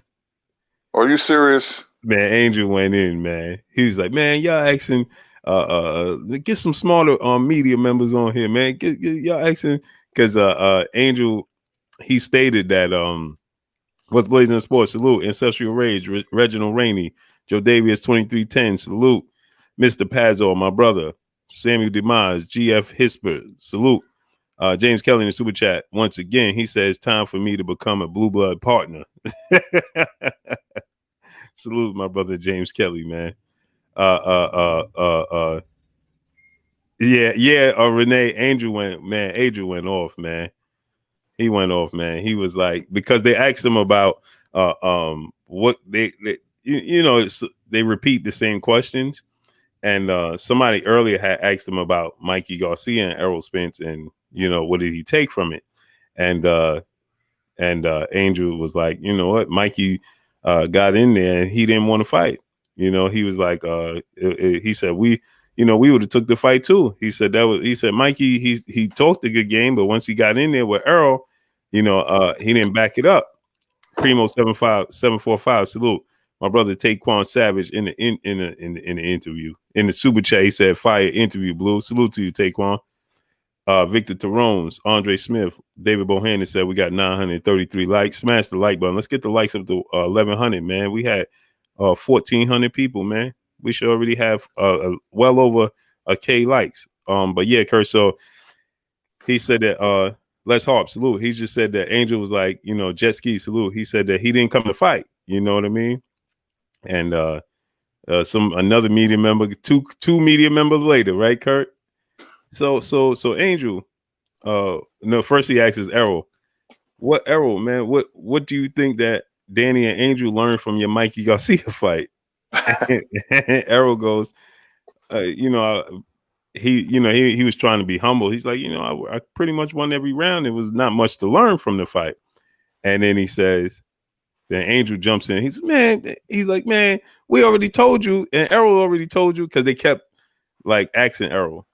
So you what little hinges do you think they could take from it? So Errol was just like I don't know. Now he got to the point where he's just like I don't know what they could take from it. And then Angel jumps in and he's like, man, what could we take? We ain't take nothing from it. Man, they set him off, man. They was like, they was trying Angel, all right, we cutting him, man. He would not stop, man. Like, man, what? Yeah, he kept going off, man. He's like, get somebody else in here, man. Hang up the phone on him, man. Angel went off, man. He's a character, man. Yeah, I love Angel, man. Then he said, the biggest thing about this is we got a rivalry: Philadelphia Eagles, Dallas Cowboys. He said we're gonna sit on their helmet in the middle of the field after we beat them. Oh man, Angel's entertaining, man. Taquan Savage, my brother in the super chat, said Garcia messed up the conference. James Kelly in the super chat once again, he said Angel Garcia is very childish. It was nothing to go off about. Well, you know what? You know what happens, man. Salute my brother Dalton Judge. Where you been at, man? My brother Dalton Judge in the super chat said, Blue, I've been away. He said, I've been away for so long. I've missed a lot. It's so refreshing to see you and Kurt. I disagree with Shawn saying Terence Crawford beats Errol, but I think Shawn beats both of them. Salute, my brother. Salute to my brother Dalton Judge. Man, I ain't see you in a minute, man. A month of days. Where you been at, man? Hope all is well with you, bro. Hope all is well with you, man. I haven't seen you in a month of days, man. Morama, salute. Well, you know what it is, man. We got to understand, right? We talking about fighters, Ben's Body 3.0, salute. We talking about fighters that, they've been in training camp, man, and it's the questions get redundant. It's the same thing. Like you can't really James Kelly, he's in the super chat once again, Kurt, he said Patterson, New Jersey in the building. Oh, I forgot he's from Patterson. Mm-hmm. My old hometown. It's different now, but yeah, born and raised Patterson and Newark. Yeah, I forgot James Kelly's from Patterson, New Jersey. And James, I don't know how old you are. Do you remember the old boxing gyms from Patterson? We had like 5 boxing gyms: Lou Costello, Silk City, Lenny Shaw. That's where I'm from, and a couple of others. Yeah, Blue.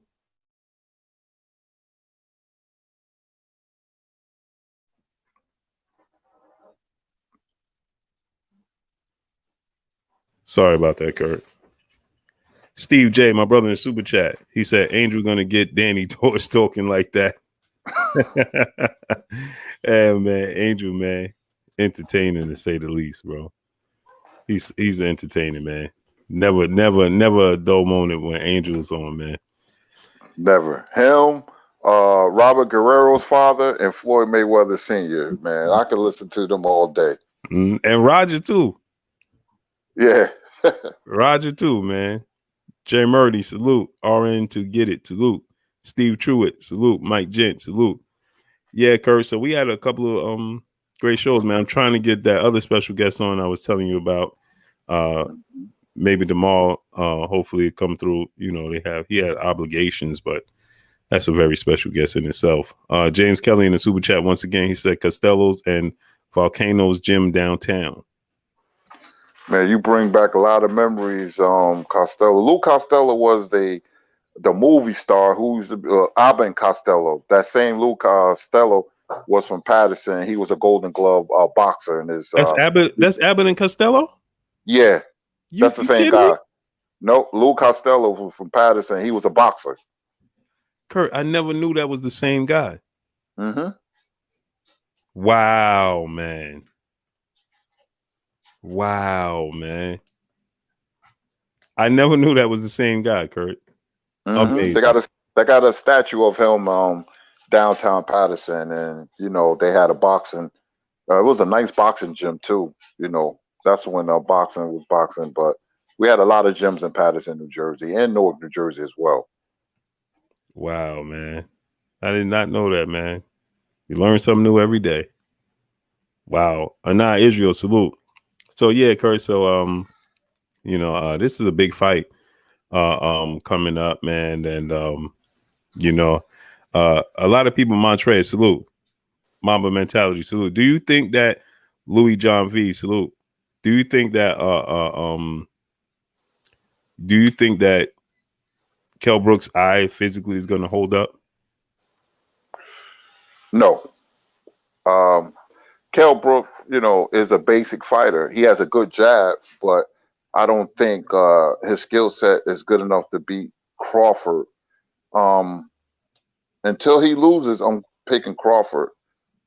Maybe Brook fights over his head a little bit, but when I look at Crawford, I'm very impressed with his all-around skill set. What Shawn was saying, he brings a lot to the ring. His versatility basically. But I think because Terence is very accurate, and he's going to target his eye. Terence is not stupid by any means. He has a high boxing IQ, and if that swelling starts early, he's going to target that eye, and that's all he's going to target. So either one, because when your eyes is not the same in boxing, when you start having trouble with your eyes, they're never going to be the same. Iran Barkley had multiple operations because of scar tissue. David Reed eye was never the same. But when you have broken eye sockets and it's the left one then the right one, it's never going to be. Terence is going to target, and it's never going to. His eyes, it's not going to hold up unless his defense all of a sudden become Pernell Whitaker, and I don't see that happening. Mm-hmm. James Kelly, he said, "I am 54 years old. Eastside High. Costello's went to school 15. Went to Costello's. Costello's went to school 15. I went to school 15 on Oak Street. Wow, man. Yeah, school 15 on Oak Street, man. Yeah, I went to school 15. Wow, man. See, this Curry is a historian for real, for real. He went to school with Albert and Costello, man. Wow, man. No, I went to not with them, probably things, but I remember I lived in East 18th Street in Patterson, and walking to school, it was about maybe 5 minutes away. Where I was born at, Patterson General Hospital was right across the street where I grew up, and school 15 was right there. And I used to have remember those old square metal lunch buckets your mother used to pack your lunch? Yeah, had the clips on it. Exactly. I had a Pittsburgh Steelers in the middle, or the two on the side. Two on the side. I had a Pittsburgh Steelers old, old lunch bucket with a Franco Harris jersey. And let me tell you something funny about that. Salute, Shot-Town Finest. Salute, Montrez, Skills from New Orleans. Salute, J.A. Dixon said, "I told y'all, story time with Kurt Anderson." Man, I got tons of stories about fighters. I got stories about Kendall Holt, because I used to hang out with Kendall Holt and Rocky Lockridge and Johnny Bump City Bumpers. Man, I got a million stories about fighters, man, being in Lou Du's restaurant. So, yeah. That's amazing. GK Black, salute. Who else we got in there? Galvatron, Daniel Wishkin, Harold Jones, salute. 360 Life in the super chat, he said, "Keep it up, Blue. You be in the trenches working." Yes, sir, man. I'm trying, man. My brother John Page, Batman in the building. He said, "What's up, Blue and Kurt? You give a lot of excuses now. He ain't got his man strength. Should have stayed in the amateurs. Some of these camps." Look at it. I knew Batman was coming, man. I knew Batman was coming. It was just a matter of time. I was waiting for you, Batman. I was waiting for you, bro. I was waiting for you. Sports Guy 17, saluting the super chat. He said, "What's good, Blue? And Mr. Haney enjoying the show." Salute. He said, "Me and Mr. Haney enjoying the show." Salute. James Kelly, my brother in the super chat, once again. He said, "Barnett Memorial had a brown lunch bag." Dalton Judge in the super chat. He said, been trying to keep my business afloat during this pandemic. A lot of hard work and dedication, and had been and been successful this far. Kurt Salvador Sanchez is the greatest Latino fighter ever. He would have beat Roberto Duran. What you think about that, Kurt? I don't know about that one. Oh, wait a minute now. I love Salvador Sanchez, one of the greatest Mexican fighters ever, but beating Roberto Duran. Salvador Sanchez got hit a lot, but he had an iron chin. But you don't want to get hit by Roberto Duran, especially if they would have fought at 135. Sanchez was a master counterpuncher. Roberto Duran is no Rafael Gomez. I don't know. I think I might have to pick Duran. It would have been a hell of a fight. Fact, when people call me. Matter of fact, I don't know if Sanchez would have beat Arguello. They was going to fight before his tragic passing, but Salvador Sanchez was a great fighter. Duran was special. It would have been a heck of a fight. I might have to lean a little bit towards Roberto Duran. Mm-hmm. Ace 1200 bot, FC 24, Star City J, Mo 2013, Hubble Telescope, salute. Drink More Water, Donald Favor, salute. Batista 2, salute. Slick T, salute. Dury Jones, salute. Southside of Music, salute. Yeah. He said, James Kelly said Lou Duva was in Total Y, White Castles was in Clifton.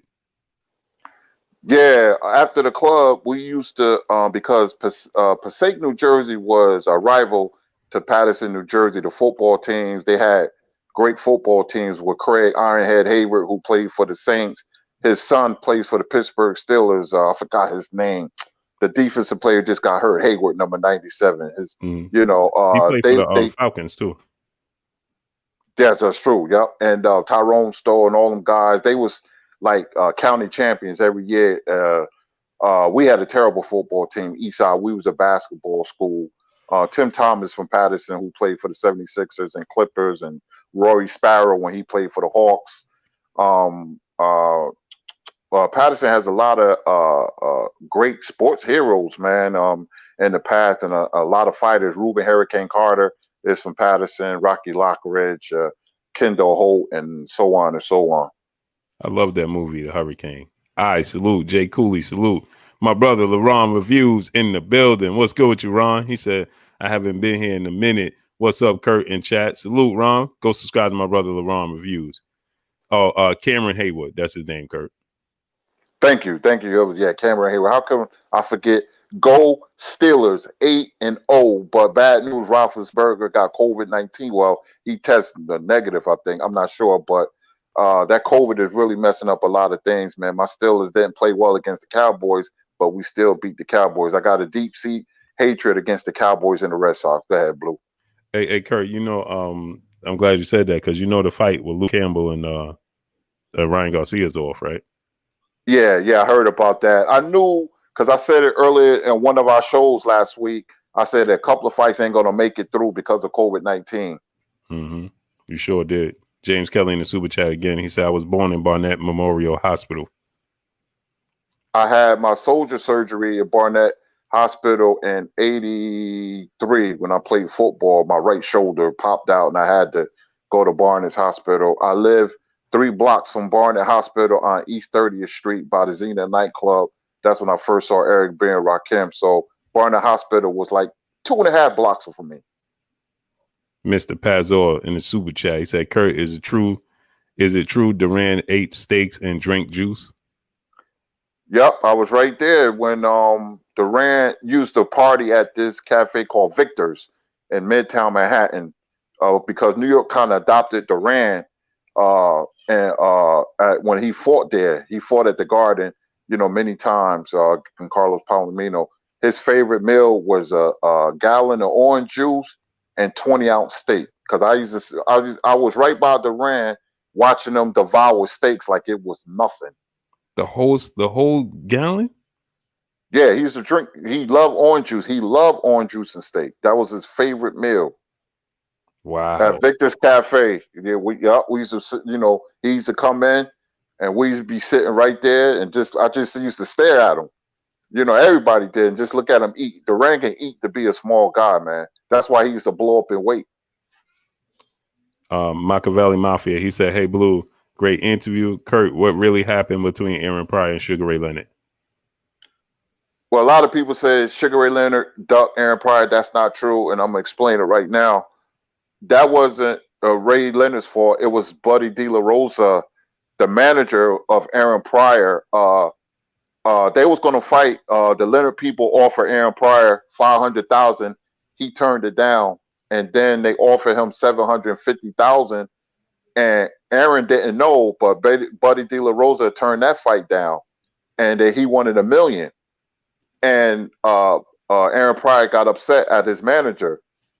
And then the second go around, they was going to fight in the fall of '82. They both signed a contract, and Leonard was going to fight a guy by the name of Roger Stafford. And then Aaron Pryor was going to jump in the ring, and they was going to promote the fight. That was on CBS Sports in Buffalo, New York. But 2 weeks before the Stafford fight, because they was going to fight in November '82, Leonard discovered he had a detached retina, and he retired, and the fight never came off.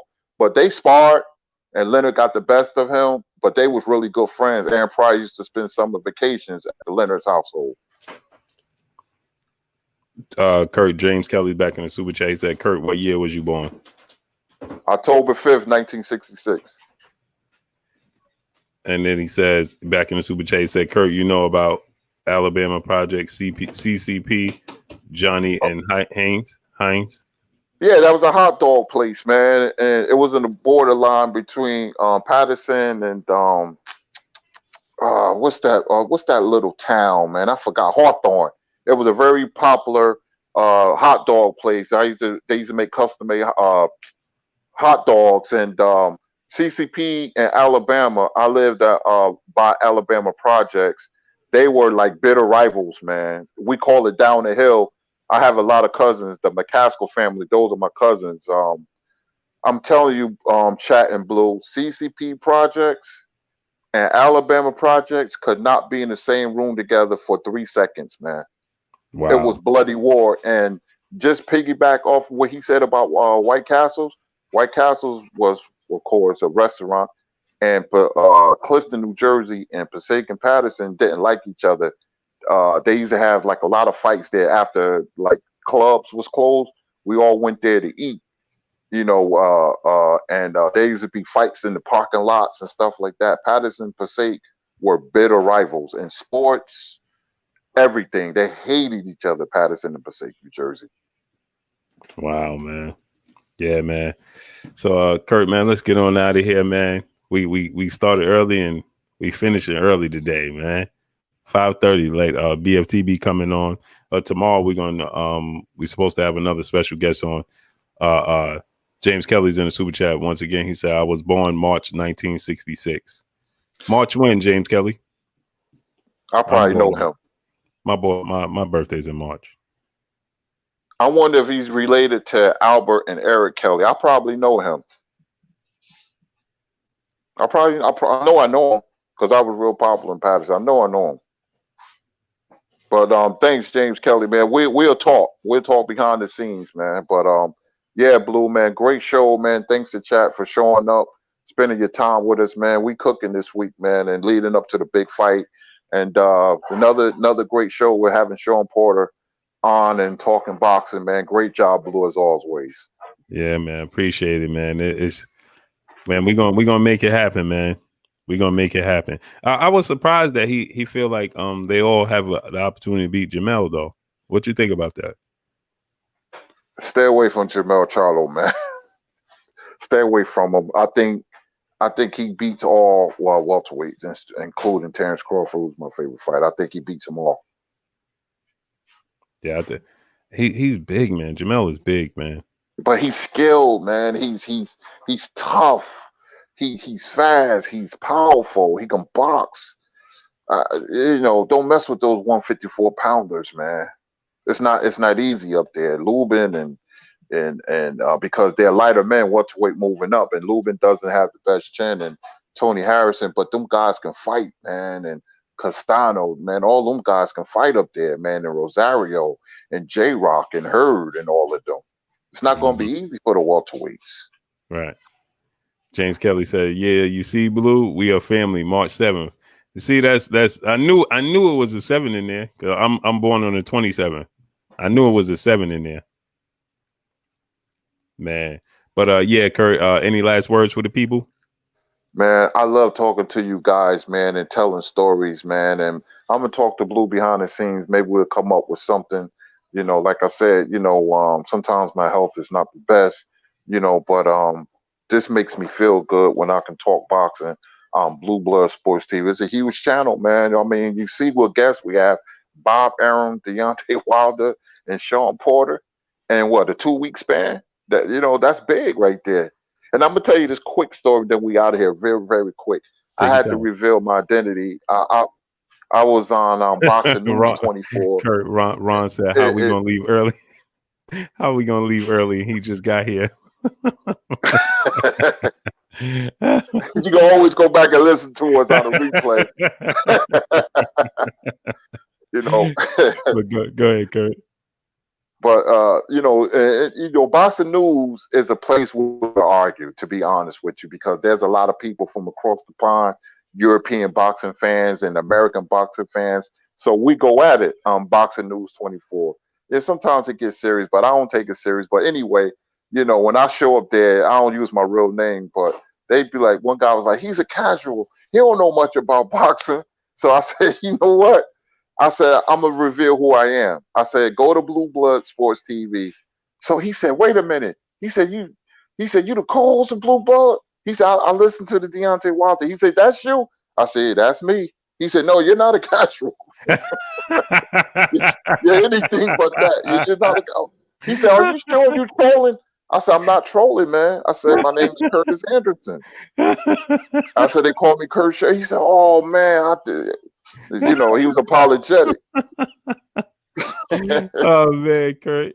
That happens to me all the time, man. People they be talking to me, and a lot of times I don't wear these hats, when I go out. And some people be looking, I guess they looking, they like, is that him? But they're not sure, you know what I mean? But sometimes when I wear these hats, but sometimes people are confusing, man. They start talking boxing to me, and I'm talking boxing, and then they're like, man, you don't know boxing. I be like, really? Is that what you think? No, you don't know boxing. I'm like, man, you better Google me, man. It's funny how boxing bring crazy comments and opinions out of people, but see, American and the British boxing fans, it's a beautiful thing that we have a natural rivalry, as long as not serious, because I have a lot of respect for England. That's where boxing was invented. Boxing gloves, everything. Boxing was invented in England. Yep.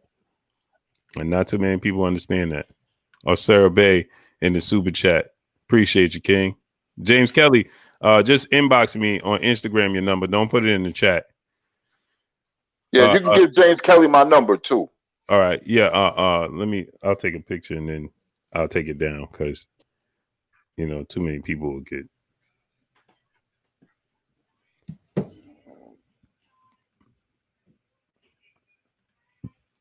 Oh, I can't even take it down. James Kelly, go back and remove it now. I got it, but just remove it so people don't get your number, man. But yeah, let's get out of here, Kurt. My brother BFTB Boxing should be on right now, coming on right now. Smash the like button. How many likes we got? I don't even know how many likes we got. Smash that like button. Salute, Boxing Idol. How many likes you got? How many likes we got? James Kelly back in the super chat. He said, Kurt, great talking to a Pattersonian. I'm not a casual fan. Yeah, we know James Kelly. You know boxing. Royal Q Dash, salute. Just take that. Oh, we on Southside of Music at 1K, man. We should have way more than 1K likes. Get the likes to 1.1K, man. Come on. Ant Woods, Cuzzo, what's good with you, Cuzzo? How you feeling? Yeah, let's get out of here, Kurt. Let's get on out of here, man. Anything last you want to tell him, Kurt? This is the last thing. Thank you, chat. Thank you, Blue. I really enjoy myself. I'm in a good mood, man. We're talking about boxing. We're a strong community, man. Even we disagree. We're all brothers, man. And, I just love talking boxing. I'll see you guys tomorrow. Enjoy your night. Have a great Tuesday evening. Yes, sir. James Kelly, appreciate you, man.